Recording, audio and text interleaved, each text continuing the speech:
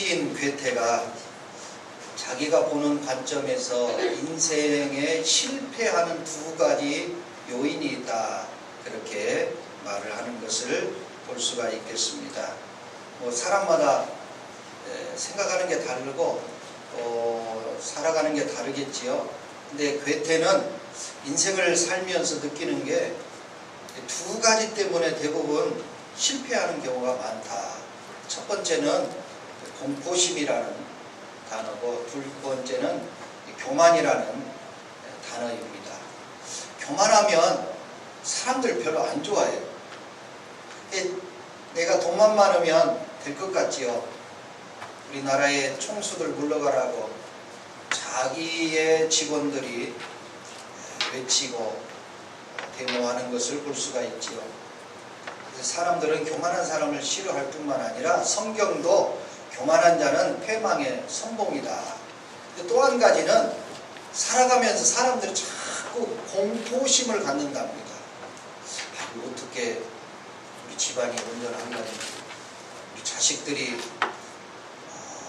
이게 잘 될런지, 내가 혹시 질병으로 죽지 않을런지, 여러 가지 마음의 공포심들이 우리 속에 가득 있다 보니까 내가 정작 해야 되고 집중해야 될 일에 집중하지 못하고 자꾸 딴 생각을 하게 된다는 거예요.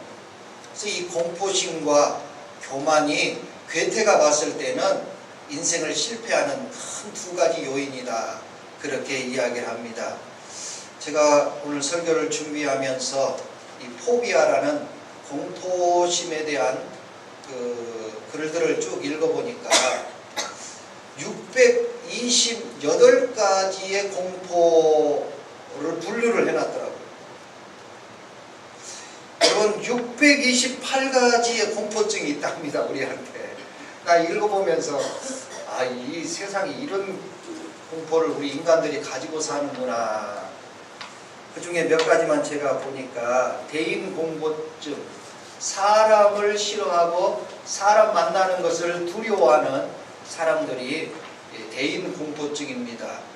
우리 어린 학생들이 뭔가 학교에서 왕따를 당하거나 문제가 있으면 집에 들어가서 문을 닫고 입을 둘러쓰고 엄마 아빠도 안 만나요.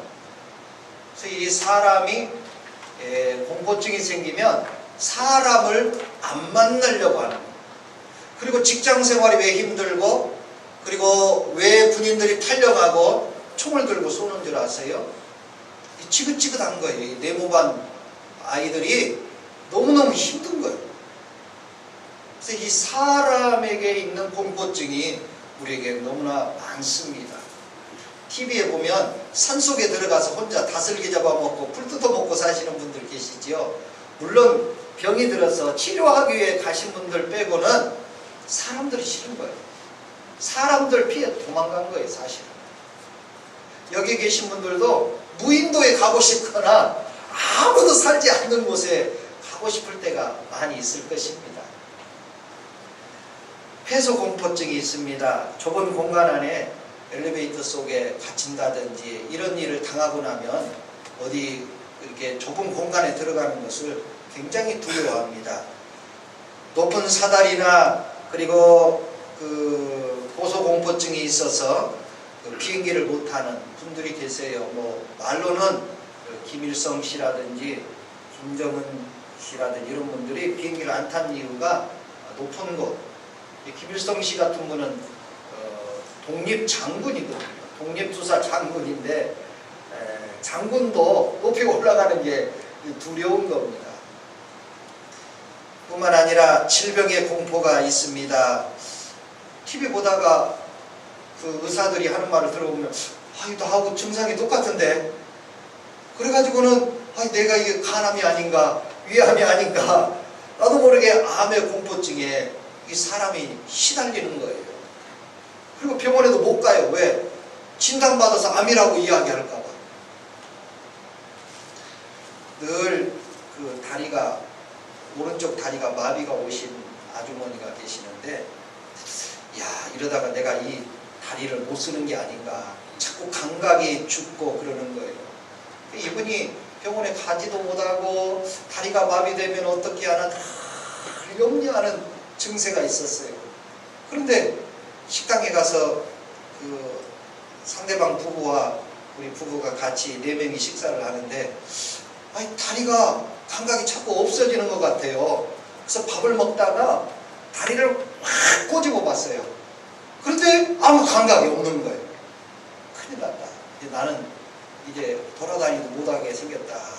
그랬더니 옆에 있는 남편이 깜짝 놀라면서 여보 왜 내 다리 꼬집어?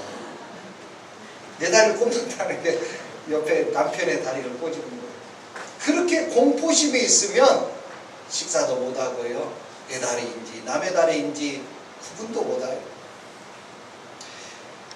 지진의 공포증이 있습니다. 여러분, 일본이 정말 지진의 대비를 잘하고 있지만 그들은 늘 공포 속에 살아가고요. 이번 그 큰 비로 200여 명이 넘는 사상자가 생겨났지요.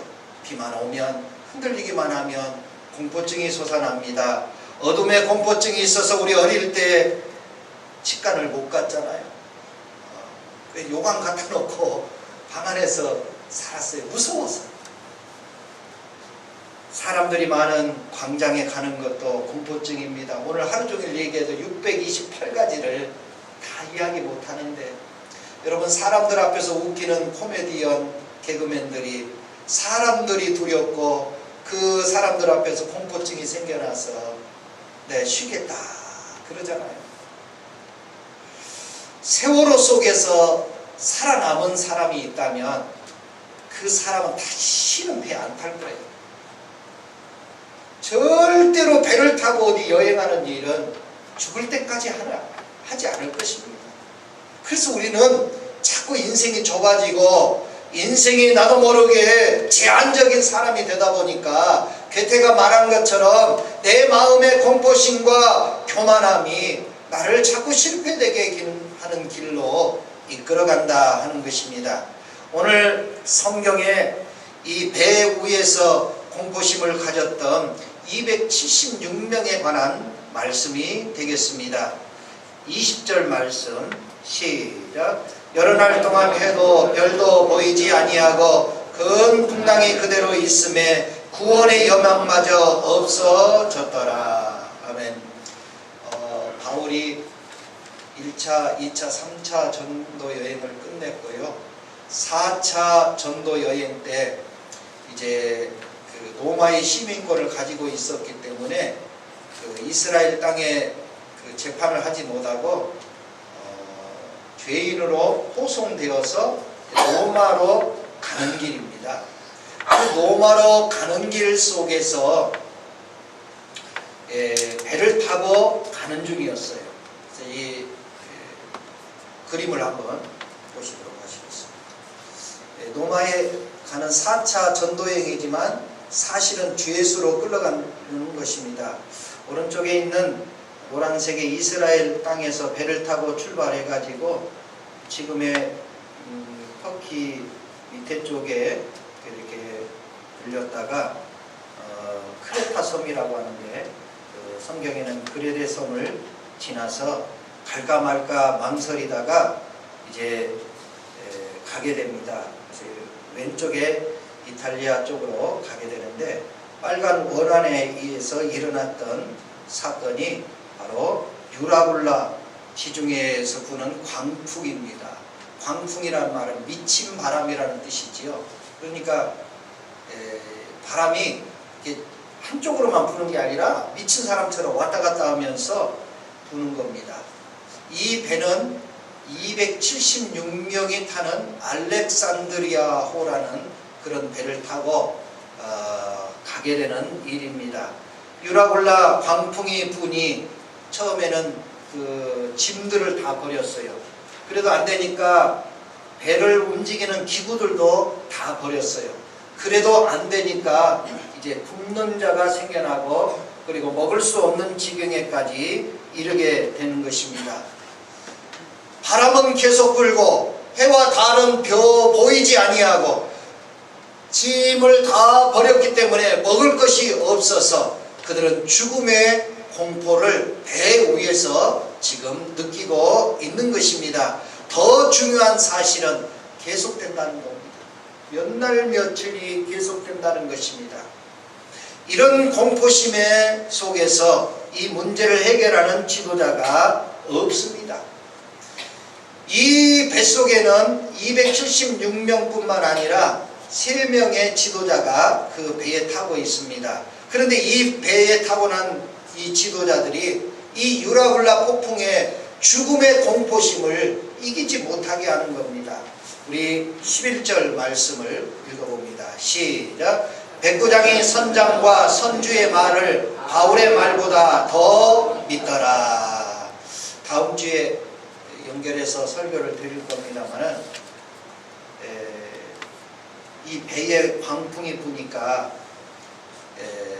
바울이 여러 이야기를 했는데 바울의 말을 안 들어요. 그리고 이 배의 책임자인 백부장, 우리나라로 말하면 대위나 소령 정도 되는 군인입니다. 로마가 1000년 동안 유럽과 아시아와 아프리카 북부를 다스리고 있었어요. 이 이탈리아 반도의 노예가 수천만 명이 끌려와서 노예만 수천만 명이, 그런 백부장의 권세가 있었는데 이 지도자들이 이 풍랑의 문제, 공포, 죽음의 공포를 해결하지 못한 것입니다. 첫 번째로 백부장입니다. 율리오라는 이 백부장은 권세가입니다.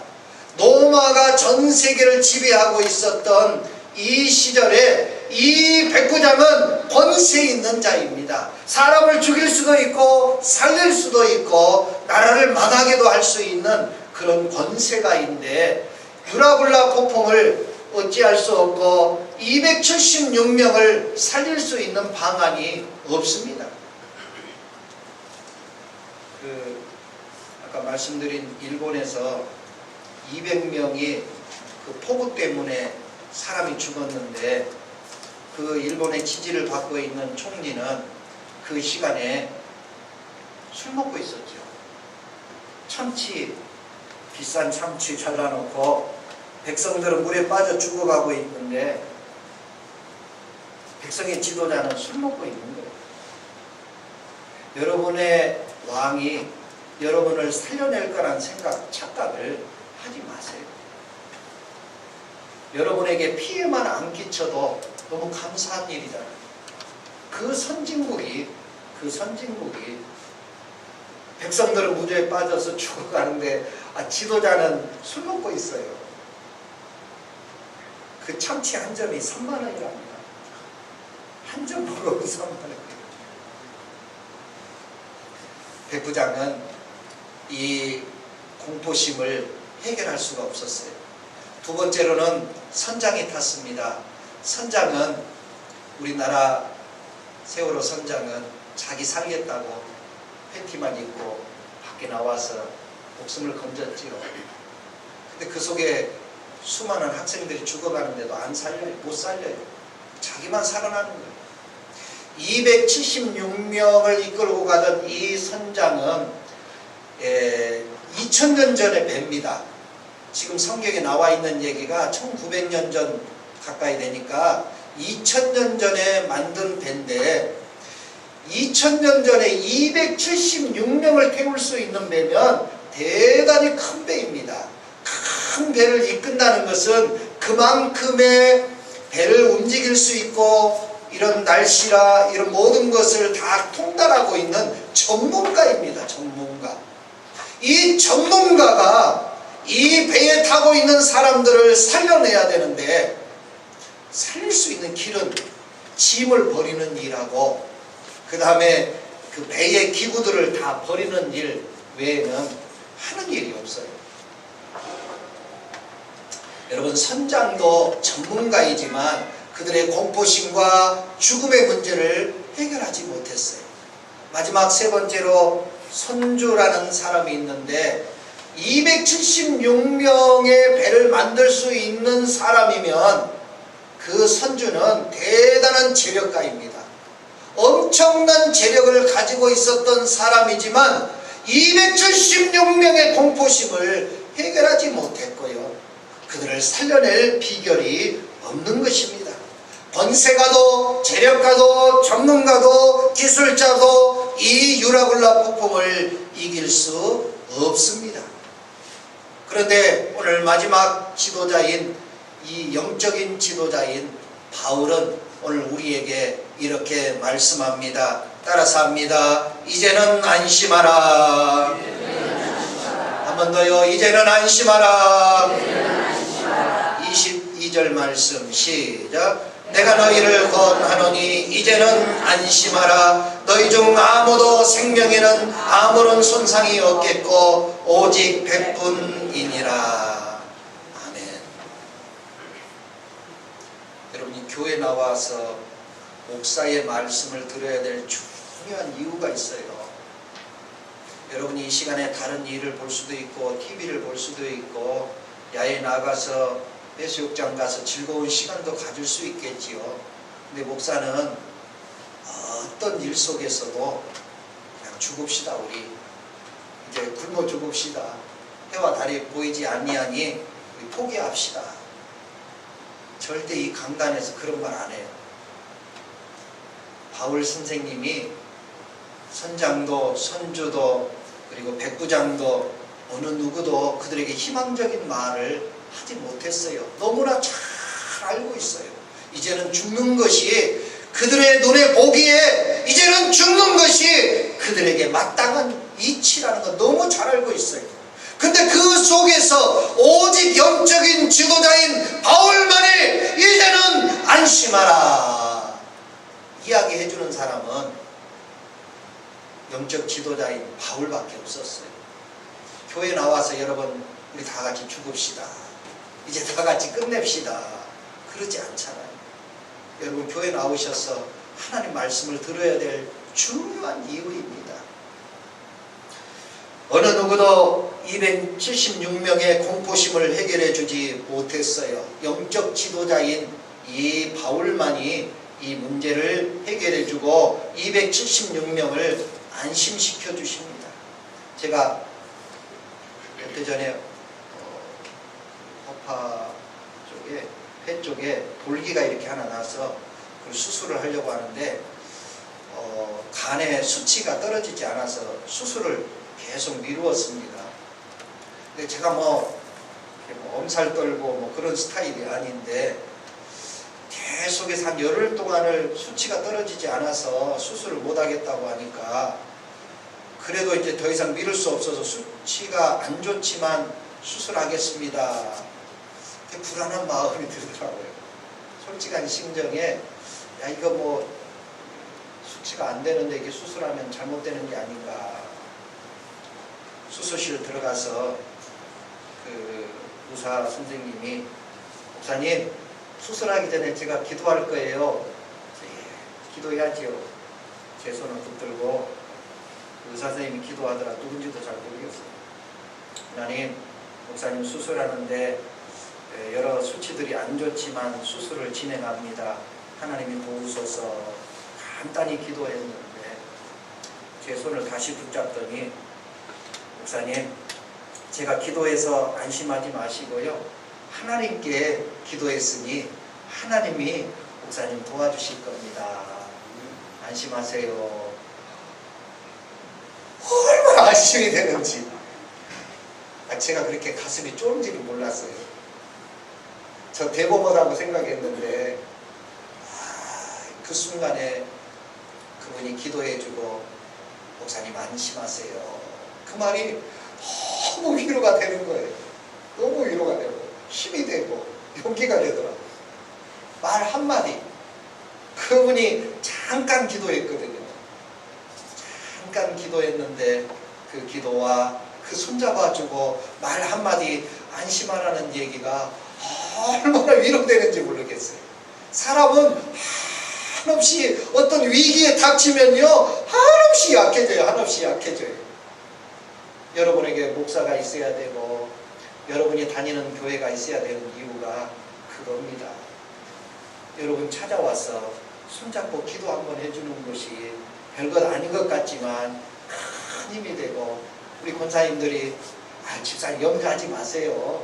하나님이 당신을 꼭 붙들어 주실 것입니다.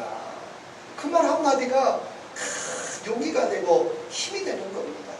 지금 바울이 이제는 안심하라, 이제는 안심하라. 지금 현재형이거든요. 근데 지금 현재에 파도가 안 치는 게 아니고요, 하늘에 해가 보이는 게 아니고요, 밤에 달이 그리고 별이 보이는 게 아니에요. 지금 기도했다고 해서 이제는 안심하라고 이야기했다고 해서 이곳에 파도가 안 치는 게 아니고 구름이 끼어있지 않는 게 아니고 바람이 안 부는 게 아니에요. 동일합니다. 여러분이 제가 목사가 이곳에 설교했다고 해서 안심하라고 그랬다고 해서 세상이 잠잠해지고 여러분의 위기와 어려움이 다 사라지는 건 아니에요. 똑같습니다, 여러분. 그런데 그 바울이 그에게 안심하라고 말씀하신 이유가 두 가지가 있습니다. 우리 23절에서 25절 근거가 있는 거예요. 근거 없는 말은 우리에게 은혜되는 말씀이 아닙니다. 시작. 내가 속한 바 곧 내가 섬기는 하나님의 사자가 어젯밤에 내 곁에 서서 말하되 바울아 두려워하지 말라. 내가 가이사 앞에 서야 하겠고 또 하나님께서 너와 함께 항의하는 자를 다 내게 주셨다 하였으니 그러므로 여러분이여 안심하라. 할렐루야. 우리에게 보이지 아니하지만 하나님이 우리에게 말씀하시는 근거가 있는 것입니다. 하나님을 믿는 여러분 안심하시기를 축원합니다. 우리 왜 하나님 믿어요? 우리가 왜 하나님 믿어요? 바울은 어젯밤에 하나님이 내게 나타나셔서 그 하나님의 사자가 내 곁에서 말했습니다. 하나님이 말씀하신 겁니다. 사람이 말한 것도 아니고 파도가 계속 안 치는 것이 아니고 어떤 전문가나 재력가도 그리고 권세가도 해결하지 못한 문제였지만 하나님이 안심하라. 그래서 안심하는 겁니다. 교우 여러분, 우리의 마음은요 똑같은 상황이지만 내 마음의 결정을 어떻게 하느냐에 따라서 말하는 게 달라지고 행동하는 게 달라지고 삶이 달라집니다. 그래서 우리 내 말이 달라지고 생각이 달라지면 행동이 달라지고 태도가 달라지고 습성이 달라지면 내 운명이 달라지는 겁니다. 하나님 믿으시기를 축원합니다.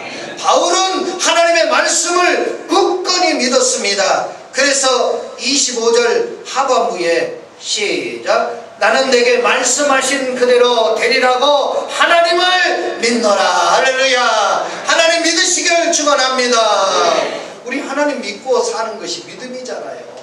우리 다른 근거 없습니다. 하나님 믿는 근거입니다. 하나님이 그렇게 말씀하셨어요. 어젯밤에 바울한테. 그래서 바울은 다른 근거 없습니다. 하나님이 그렇게 말씀하셨으니 나는 이 배가 절대 전복이 되고 다 깨지고 부서져도 276명은 살 것이라는 확신을 갖습니다.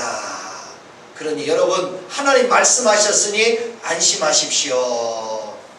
오늘 하나님이 말씀하시니 우리 대은혜의 교우들이여 심령이 안심하고 심장이 뛰고 몸이 아프고 힘들지라도 안심하시기를 축원합니다. 네, 우리는 그걸 믿고 살아가는 거예요. 두 번째 근거는요, 여기 세 번째 단에 바울아 두려워하지 말라. 내가 가이사 앞에 서야 하겠고 또 하나님께서 너와 함께하는 항의하는 자를 다 내게 주셨다 하였으니 안심하라. 지금 아까 말씀드렸듯이 그 네 번째 바울의 전도 여행은 지금 이스라엘에서 잡혀서 로마의 시민권을 가지고 있기 때문에 이스라엘에서는 판결이 안 되고 이 호송을 해가지고 로마로 가게 되어서 로마 황제한테 이 재판을 받아야 바울이 죽든지 살든지 하는 거거든요. 그런데 바울에게는 전도 여행이에요. 그 전도 여행이 마지막이 어디냐면 로마예요. 그래서 전 세계에 가장 먼저 기독교 국가가 된 데가 로마입니다. 왜냐하면 전 세계를 제패하고 있었기 때문에 로마의 복음이 전해지면 그 유럽과 그 모든 지역이 복음화될 수 있었기 때문에 하나님과 그리고 바울은 서로 마음의 결의를 하고 지금 로마로 가고 있는 겁니다. 근데 로마에 바울이 가야 돼요. 그래야 로마가 복음화되고 그 로마가 복음화됨으로 전 세계가 복음화되는 거거든요. 그게 하나님의 뜻입니다. 다시 말씀드리면 여기서 죽어서는 안 돼요. 중간에 죽을 수 없어요. 죽어도 죽지 않아요. 왜? 사명이 있기 때문에. 로마에 가기 전까지는 절대로 바울은 죽지 않습니다. 아이고, 나 교회 아까 우리 성가대원들 1시간 전에 나오고 1시간 예배 끝나고 또 연습하지요. 그 사명이 있어요. 오늘 밑에 지금 무지하게 더운데 우리 일부 예배 드리고 우리 구역 식구들 밑에 지금 밥하고 있어요.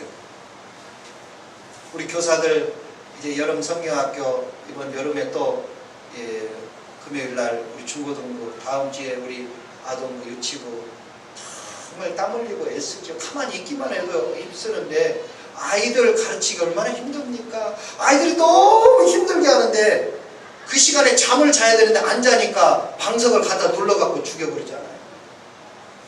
그게 사람이. 네, 그 사람이. 얘가 잠자는 시간에 잠을 자줘야 돼요. 그래 선생님도 좀 쉬고 그래야 좀 평안할 거 아니에요. 근데 안 자니까 막 열이 나고 화가 나니까 방석을 눌러버립니다. 그래서 유치원 아이가 죽었잖아요. 우리 일하는 거 너무 힘들어요. 그리고 고생해요.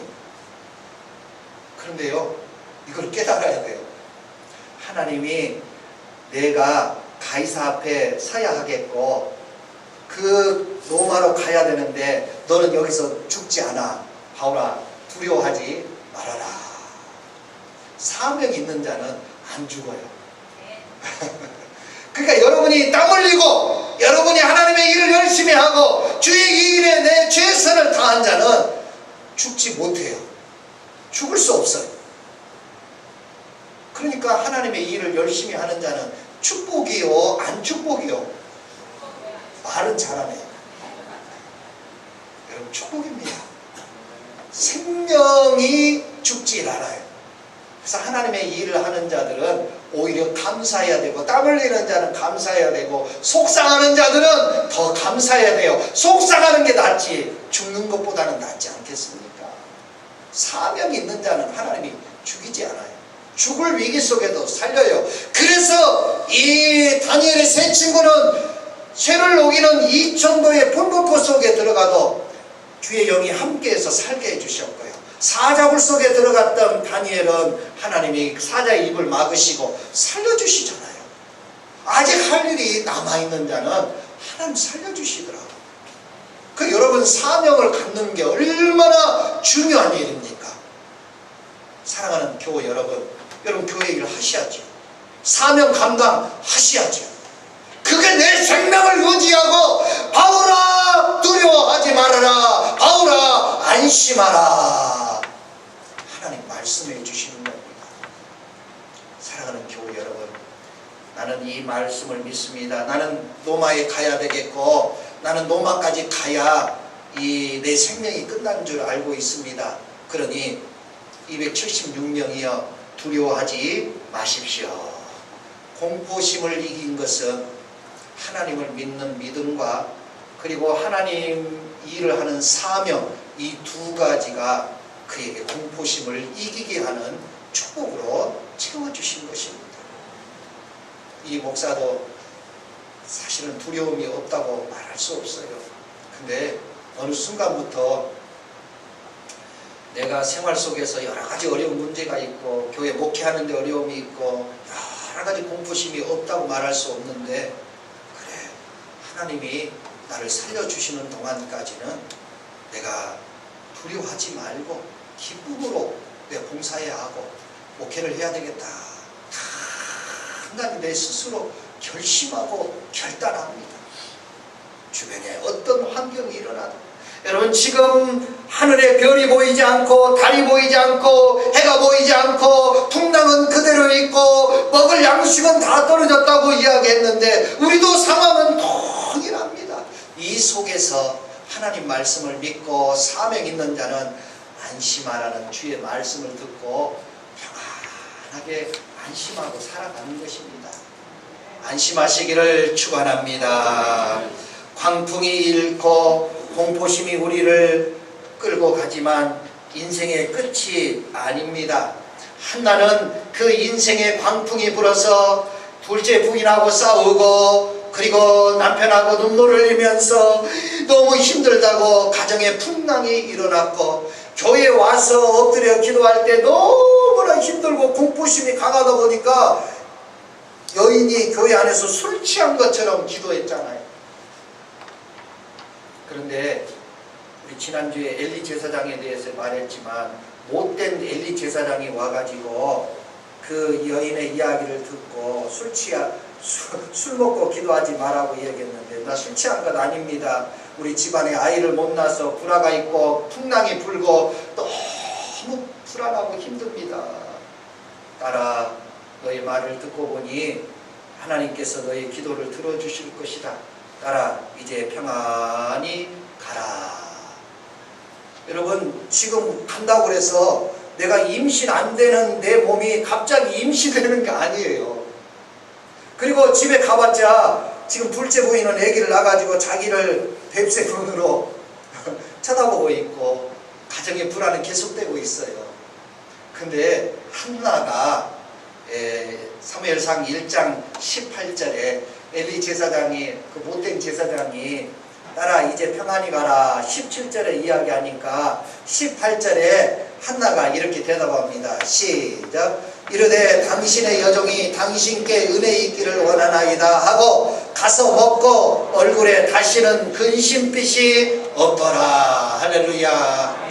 하나님의 말씀을 믿는 자는 근심빛이 사라지고 입맛이 사라지고 행복한 삶을 누릴 수 있고 그가 원하는 소원을 이룰 수 있는 것입니다. 지금 임신이 되는 게 아니잖아요. 내 몸이 금방 바뀌는 게 아니잖아요.